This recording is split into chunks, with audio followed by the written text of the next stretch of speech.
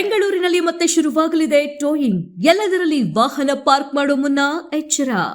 ಬೆಂಗಳೂರಿನಲ್ಲಿ ಜನಸಂಖ್ಯೆಗಿಂತಲೂ ವಾಹನ ಸಂಖ್ಯೆ ಅತಿಯಾಗಿದ್ದು ಟ್ರಾಫಿಕ್ ಜಾಮ್ ತಲ್ಲಣ ಹುಟ್ಟಿಸುತ್ತಿದೆ. ಇನ್ನು ನಗರದ ಅನೇಕ ಜಾಗಗಳಲ್ಲಿ ಬೇಕಾಬಿಟ್ಟಿ ಅನಧಿಕೃತ ಪಾರ್ಕಿಂಗ್ ಕೂಡ ಹೆಚ್ಚಾಗಿದ್ದು ಸುಗಮ ಸಂಚಾರಕ್ಕೆ ಹೊಡೆತ ಬಿದ್ದಿದೆ. ಹೀಗಾಗಿ ನಗರದಲ್ಲಿ ಮತ್ತೆ ಟೋಯಿಂಗ್ ವ್ಯವಸ್ಥೆ ಜಾರಿ ಮಾಡಲು ಬಿಜಿಎ ಹಾಗೂ ಸಂಚಾರ ಪೊಲೀಸ್ ನಿರ್ಧರಿಸಿದೆ. ಬೆಂಗಳೂರಿನ ಅನಧಿಕೃತ ಪಾರ್ಕಿಂಗ್ ಜಾಲದ ಬಗ್ಗೆ ಕನ್ನಡ ರಿಯಾಲಿಟಿ ಚೆಕ್ ನಡೆಸಿದೆ. ನಗರದ ರಾಜಾಜಿನಗರ ವೆಸ್ಟ್ ಆಫ್ ಕಾರ್ಡ್ ರಸ್ತೆಯ ಶಿವನಗರದಲ್ಲಿ ರಸ್ತೆಗಳು ಪಾರ್ಕಿಂಗ್ಗೆ ಮಾತ್ರ ಸೀಮಿತವಾಗಿವೆ. ಪಾರ್ಕ್ ಮಾಡಿ ವರ್ಷಾನುಗಟ್ಟಲೆ ಆದರೂ ವಾಹನಗಳ ಮಾಲೀಕರು ಇತ್ತ ತಿರುಗಿಯೇ ನೋಡುತ್ತಿಲ್ಲ. ವಾಹನಗಳು ಧೂಳು ಹಿಡಿದು ತುಕ್ಕು ಹಿಡಿದ್ರು ಇಲ್ಲೇ ಬಿದ್ದಿವೆ.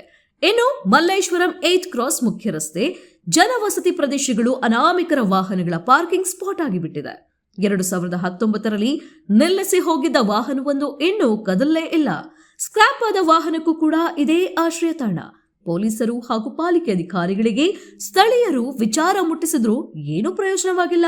ನಗರದ ಹಲವು ಕಡೆಗಳಲ್ಲಿ ಬೇಕಾಬಿಟ್ಟಿ ಪಾರ್ಕಿಂಗ್ ಮಾಡುವ ಕೆಟ್ಟ ಪ್ರವೃತ್ತಿ ಹೆಚ್ಚಾಗಿದೆ. ಹೀಗಾಗಿಯೇ ಟೋಯಿಂಗ್ ವ್ಯವಸ್ಥೆ ಮತ್ತೆ ಜಾರಿ ಮಾಡುತ್ತಿರುವುದು ಒಳ್ಳೆಯದೇ ಎಂದು ಸಾರ್ವಜನಿಕರು ಸಹಮತವನ್ನು ವ್ಯಕ್ತಪಡಿಸಿದ್ದಾರೆ. ಇತ್ತೀಚೆಗಷ್ಟೇ ಸಂಚಾರ ದಟ್ಟಣೆಯ ಕಾರಣಕ್ಕಾಗಿ ವಿಶ್ವಮಟ್ಟದಲ್ಲಿ ಬೆಂಗಳೂರು ಸುದ್ದಿಯಾಗಿತ್ತು. ನೆದರ್ಲೆಂಡ್ಸ್ ಮೂಲಕ ಟಾಮ್ ಸಂಸ್ಥೆ ಬಿಡುಗಡೆ ಮಾಡಿರುವ 2025ರ ಸಂಚಾರ ಸೂಚ್ಯಂಕ ವರದಿಯಲ್ಲಿ ಟ್ರಾಫಿಕ್ ಸಮಸ್ಯೆಯಲ್ಲಿ ಬೆಂಗಳೂರು ವಿಶ್ವದಲ್ಲೇ ಟಾಪ್ 2 ನಗರವಾಗಿ ಹೊರಹೊಮ್ಮಿತ್ತು. 2025ರಲ್ಲಿ ಬೆಂಗಳೂರಿನ ಸರಾಸರಿ ಸಂಚಾರ ದಟ್ಟಣೆ 74.4ಕ್ಕೆ ತಲುಪಿದೆ.